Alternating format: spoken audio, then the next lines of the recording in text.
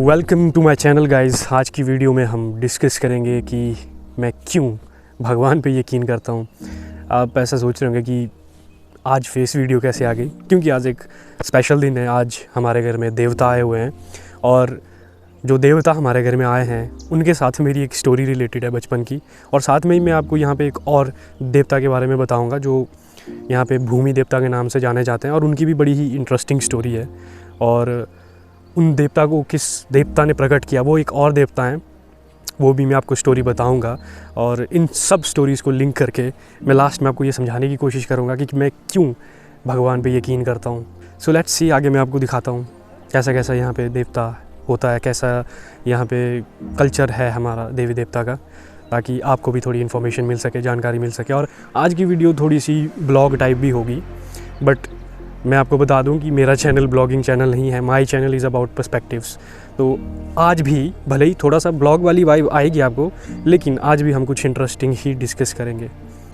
देवता पिछले कल रात को हमारे घर पहुंचे थे और जैसे ही देवता घर पहुंचते हैं वैसे ही शाम की आरती के बाद जो है उनको कमरे में बिठा दिया जाता है। और अगले दिन जैसे ही सुबह होती है, सुबह होते ही सभी देवते के जितने भी साथ में देवलू आए होते हैं सभी नहा धो के देवते की आरती करते हैं। और जैसी आरती ख़त्म होती है देवते को घर से बाहर निकाल के देवते को खलिहान में रखा जाता है ताकि आगे की कार्रवाई की जा सके। और इसके बाद देवता और देवलू खलिहान में बैठने के लिए आगे प्रस्थान करते हैं। और साथ में जैसे कि आप देख ही सकते हैं पुजारी भी अपना जो है धौर्च लेके चला हुआ है, जिसको छूना अलाउड नहीं होता किसी को भी। और सामने जो आपको घर दिख रहा है इसी घर के खलिहान में जो है देवता बैठेंगे। और साथ में जो ये करनाले बज रही हैं इसके बगैर देवता नहीं चलता। जब भी देवता चलेगा उठेगा इन करनालों का बजना बहुत ज़रूरी होता है। विदाउट साउंड देवता नहीं चलता कहीं पे भी।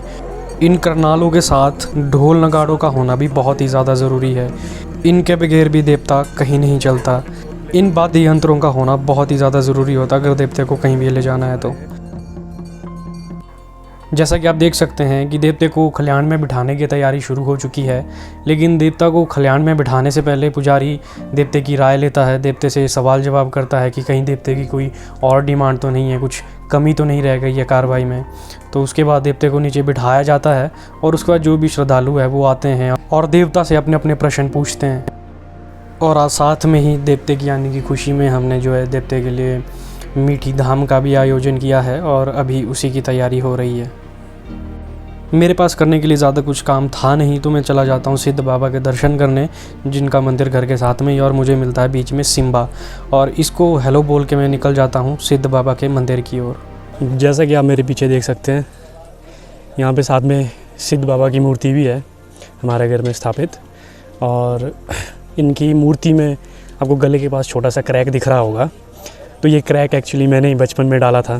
तो इनके बारे में मान्यता ऐसी है कि जब भी कोई बच्चे इनके साथ खेलना चाहें तो कभी भी रोकना नहीं चाहिए, ये बुरा मान जाते हैं। तो इसलिए हमें रोका नहीं जाता था। हम छोटे छोटे थे तो मैंने गलती से जो है इनकी मूर्ति के साथ खेलते खेलते जो है इनकी मूर्ति को तोड़ दिया था। तो ये थी इसके पीछे की कहानी। इनके बारे में जो मान्यता है वो ये है कि कभी भी छोटे बच्चों को रोकना नहीं है अगर वो खेलना चाहें इनकी मूर्ति के साथ। यहाँ पे इनकी एक पादुकाएँ भी होती थी और वो भी मैंने गायब कर दी थी बचपन में।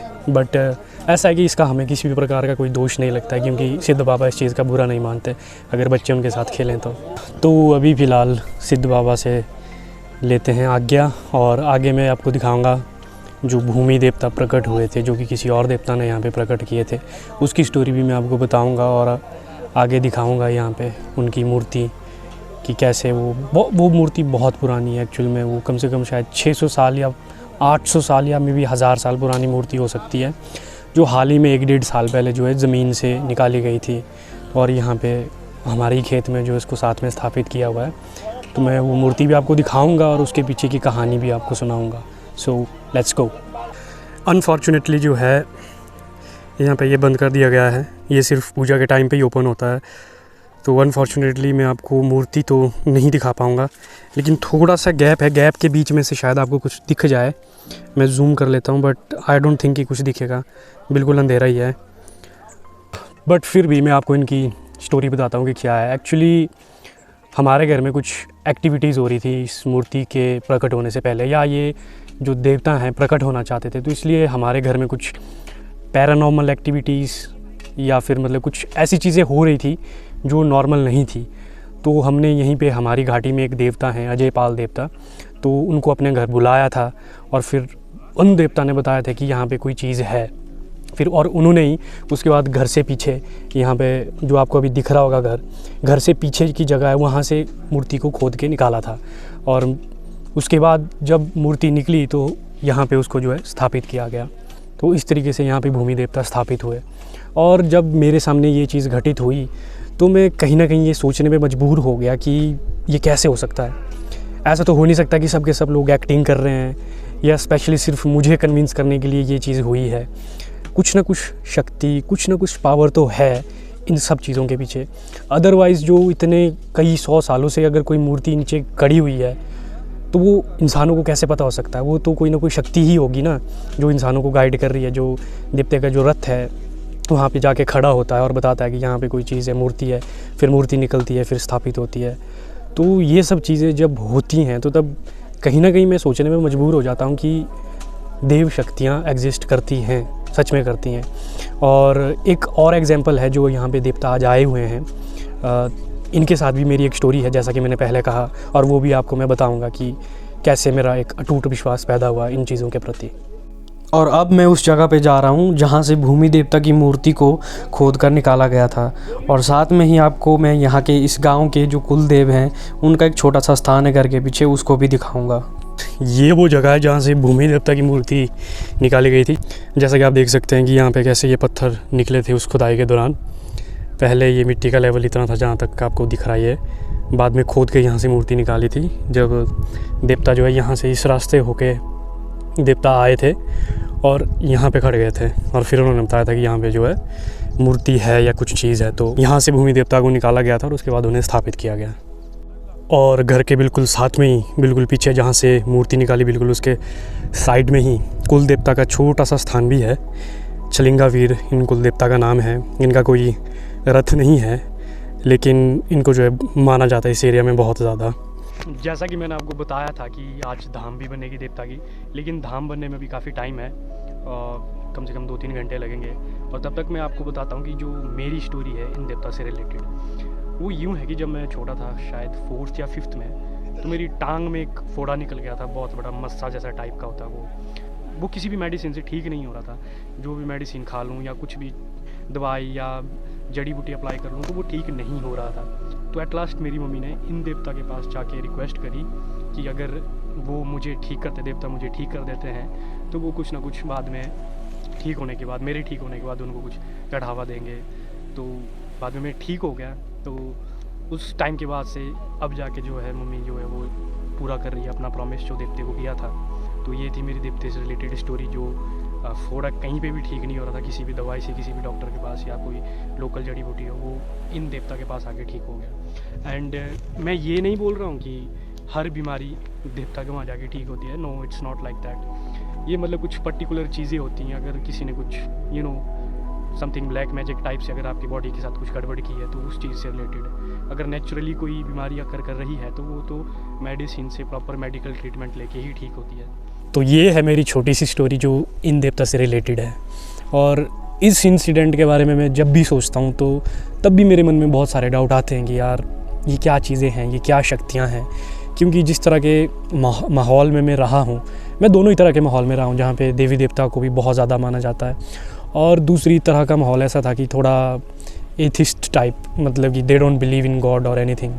तो मैं भी कुछ टाइम पहले ऐसा ही था, pure logical mind, analytical mind, आप मेरे चैनल पे जाके देख ही सकते हो। लेकिन कुछ टाइम बाद कुछ ऐसी चीज़ें घटित हुई जिन चीज़ों ने मुझे एकदम सोचने में मजबूर कर दिया कि ये क्या चीज़ें हैं। मतलब बोलने को तो बहुत ईजीली बोला जा सकता है कि नहीं ये सब मनगढ़ंत हैं, ये सब बेकार की चीज़ें हैं, अंधविश्वास है, क्योंकि ऐसा बोलना कूल भी साउंड करता है और ऑब्वियसली मतलब कि कोई प्रूफ भी नहीं है इन चीज़ों का। लेकिन जब ऐसी चीज़ें होती हैं ना हमारी आंखों के सामने तो बड़ा मुश्किल हो जाता है ये कहना कि they don't exist. But in my personal opinion god, DAT, इन सब चीज़ों को एक्सपीरियंस करने के लिए कोई ऑब्जेक्टिव पैरामीटर नहीं है।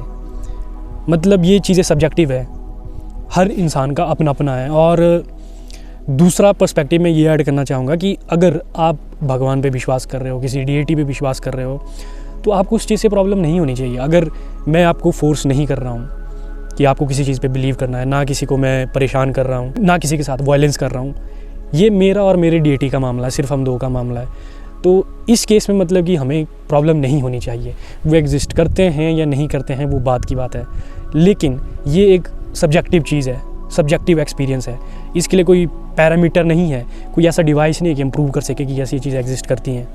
और साथ में ही जब आप इन चीज़ों पे विश्वास करने लगते हैं, जो मेरा पर्सनल एक्सपीरियंस है वो ये है कि जब आप इन पे बिलीव करने लगते हो, इनके नज़दीक जाने लगते हो, इनकी पूजा करने लगते हो, आराधना करने लगते हो, आपको अलग से अंदर से एक डिविनिटी महसूस होने लगती है। अब वो देवता या भगवान एग्जिस्ट करता है या नहीं करता है, इस बात से क्या फ़र्क पड़ता है।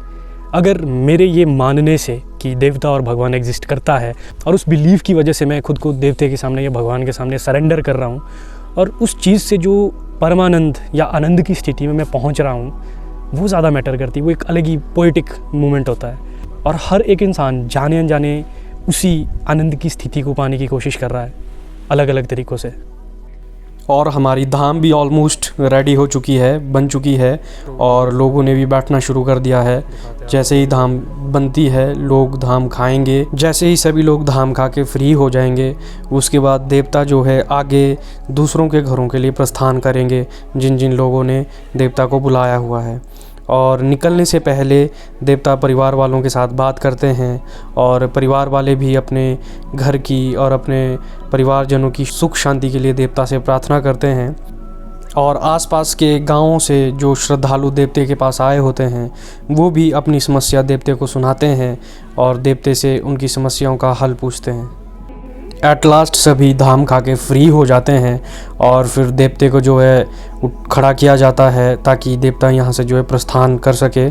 लेकिन प्रस्थान करने से पहले देवते का कोई काम अधूरा रह जाता है घर वालों के साथ, जिसकी वजह से जो है थोड़ा सा टाइम लग जाता है और घर वाले जो है देवते से पूछते हैं कि उनसे क्या गलती हुई है, क्या समस्या हो गई है। और घर वाले देवते से गुहार लगाते हैं कि वो बता दे कि उनसे क्या गलती हुई है या क्या कमी रही है।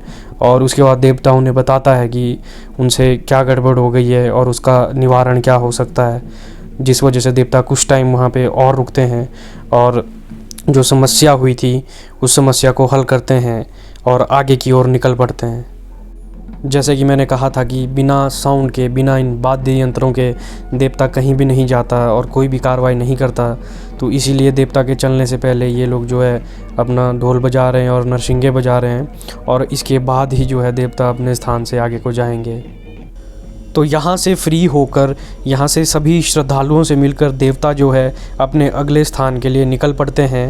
एंड आई होप इस वीडियो के थ्रू आपको हमारे कल्चर के बारे में कुछ नया सीखने को मिला होगा। एंड ऑल्सो जो हमने डीएटी और भगवान को मानने से लेकर जो डिस्कशन किया उससे भी आपको कुछ ना कुछ नया सीखने को मिला होगा।